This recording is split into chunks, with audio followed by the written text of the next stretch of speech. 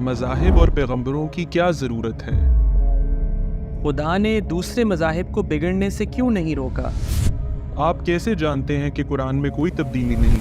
क्या आप ऐसा कर सकते हैं कि किसी बच्चे को सड़क के दरमियान में छोड़ दें और उससे कहें कि अपना घर तलाश करो? नहीं, मज़ाहिब एक से ज़्यादा कभी नहीं हुए, कभी भी नहीं। इसीलिए कुरान ईसाइयों को बराह रास्त मुखातिब करता है, कुरान यहूदियों को बराह रास्त मुखातिब करता है, कुरान मुशरिकीन को बराह रास्त मुखातिब करता है। कुरान पूरी इंसानियत के लिए आया है।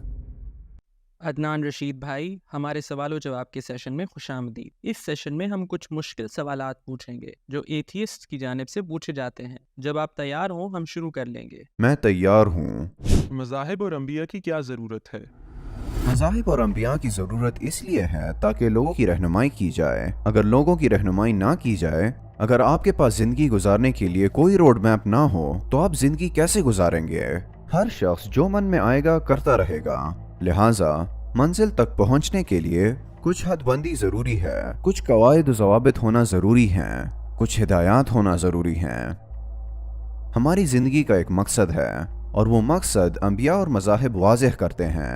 अंबिया एक रोड मैप के तौर पर मजहब लाते हैं, तो अंबिया रहनुमा हैं, वो गाइड हैं, और मजहब रोड मैप है।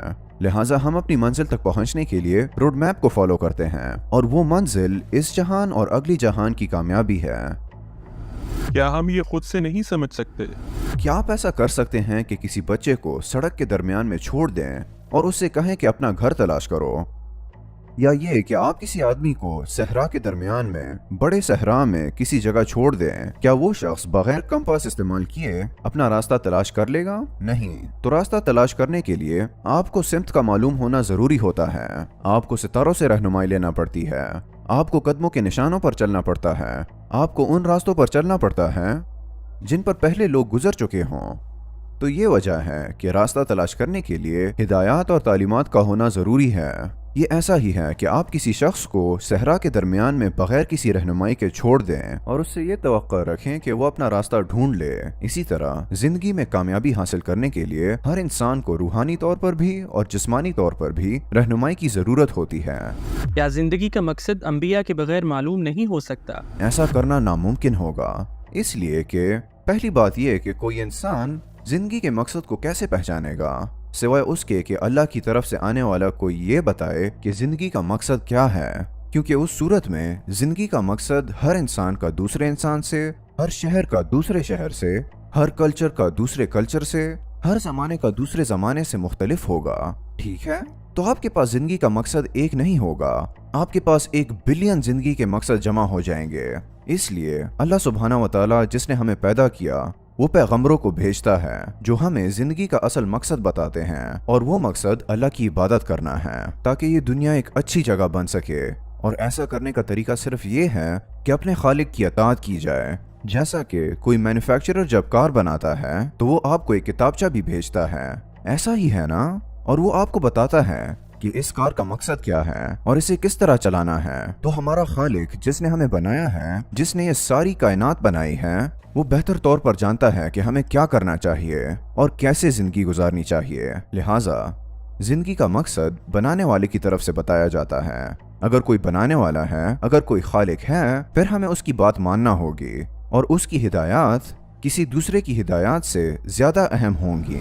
खुदा ने दूसरे मज़ाहिब में बिगाड़ क्यों आने दिया? अल्लाह सुब्हाना व तआला ने दूसरे मज़ाहिब में बिगाड़ इसलिए आने दिया क्योंकि वो हमेशा के लिए नहीं थे, वो पूरी इंसानियत के लिए नहीं थे, वो मखसूस वक्त और मखसूस लोगों के लिए थे। और अगर इन मज़ाहिब में तब्दीली ना होती तो वो लोग इन्हीं पर अमल करते रहते और इन्हीं को हक समझते रहते, या इन्हें हतमी तौर पर हक समझते या हमेशा के लिए हक समझते। हालांकि ऐसा नहीं था। वो हमेशा के लिए नहीं आए थे। उनका मकसद इंसानियत के लिए आखिरी पैगाम नहीं था। मिसाल के तौर पर जब बनी इसराइल की तरफ नबी आए तो वो उन बस्तियों के लिए, उन लोगों के लिए और उस वक्त के लिए आए थे। चुनांचा हर बस्ती, हर शहर में, या यूं कह लें कि हर कौम के लिए अलग नबी भेजे गए और उन्हें एक मखसूस जिम्मेदारी दी गई। जब वो जिम्मेदारी पूरी हो गई तो वो पैगाम ऐसे हो गया कि गोया ख़त्म कर दिया गया हो, कैंसिल कर दिया गया हो। ठीक इसलिए कि इसके बाद एक नया पैगाम आ जाता था। तो जब नया पैगाम आता था تو पुराने पैगाम को बाकी रखने का क्या मकसद? तो मेरे ख्याल में अल्लाह ताला ने अरादी तौर पर यह तरीका इख्तियार किया ताकि इंसानियत को बताया जाए कि ये सब के लिए नहीं है, ये तुम सब के लिए नहीं है, ये उस वक्त के उन लोगों के लिए है और उसके बाद मुस्तकबिल में कुछ नया आने वाला है। क्या ऐसा मुमकिन नहीं था कि शुरू से एक ही वर्जन आ जाता? मज़ाहिब कभी भी एक से ज़्यादा नहीं थे, कभी नहीं। ऐसे लोग जिन्हें समंदर, ज़मीन, मुश्किलात, ख़तरात ने घेरा हुआ हो, उनके लिए दीन हमेशा से एक ही रहा है। कदीम ज़माने में लोग दुनिया में ऐसे सफ़र नहीं करते थे जैसे हम आज करते हैं। ठीक, वो जोग्राफियाई तौर पर बहुत महदूद रहते थे, तो जब उनके पास एक पैगाम आ जाता तो ये पैगाम सिर्फ उनके लिए होता था। ठीक, चुनांचा जब हज़रत लूत अलैहिस्सलाम तशरीफ़ लाए तो वो अपनी कौम में आए। हज़रत लूत अलैहिस्सलाम हज़रत इब्राहीम अलैहिस्सलाम की कौम के पास नहीं गए। जब हज़रत यहया अलैहिस्सलाम तशरीफ़ लाए हज़रत ईसा अलैहिस्सलाम के ज़माने में, तो हज़रत यहया अलैहिस्सलाम अपना काम करते रहे और हज़रत ईसा अलैहिस्सलाम अपना काम करते रहे। तो अगरचे एक ही वक्त में दो पैगंबर हो सकते थे, लेकिन वो किसी खास काम के लिए भेजे गए, खास काम करने के लिए। तो एक कौम की तरफ भेजे गए, एक नबी के पास एक ही पैगाम होता था, उनके लिए कभी दूसरा पैगाम नहीं होता था। कुरान मुनफरिद है। कुरान ऐसे वक्त में नाजिल हुआ जब दुनिया बहुत मुतहर्रिक हो चुकी थी। लोग, बिलखसूस मिडल ईस्ट के लोग, एक दूसरे को जानने लगे थे। ईसाई और यहूदी और अरब एक दूसरे को अच्छी तरह जानते थे। तो कुरान इन सब के लिए नाजिल हुआ। इसीलिए कुरान ईसाइयों को बराह रास्त मुखातिब करता है, कुरान यहूदियों को बराह रास्त मुखातिब करता है, कुरान मुशरिकीन को बराह रास्त मुखातिब करता है। तो कुरान हैरत अंगेज तौर पर तमाम लोगों को मुखातिब करता है। कुरान पूरी इंसानियत के लिए आया है। कुरान अन्नास के लिए आया है। अन्नास के मानी हैं लोग। आप ये कैसे जानते हैं कि कुरान में कोई तब्दीली नहीं हुई? अच्छा सवाल है। हम ये इसलिए जानते हैं क्योंकि हमारे पास नबी करीम सल्लल्लाहु अलैहि वसल्लम के सहाबा के ज़माने के नुस्खे मौजूद हैं। वो लोग जिन्होंने कुरान पाक बराह रास्त नबी करीम सल्लल्लाहु अलैहि वसल्लम से सीखा, उन्होंने कुरान के नुस्खे तैयार किए।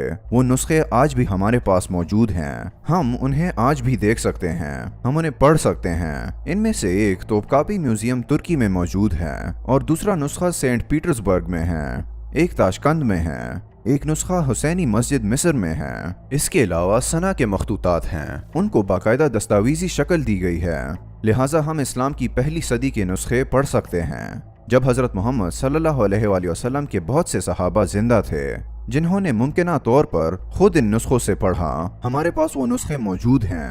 जब हम इन नुस्खों की तहरीरों के दरमियान मवाजना करते हैं तो वो तहरीरें और ये तहरीरें जिसे हम आज पढ़ते हैं वो बिल्कुल लफ्ज़ ब लफ्ज़ एक ही है, लफ्ज़ ब लफ्ज़ है।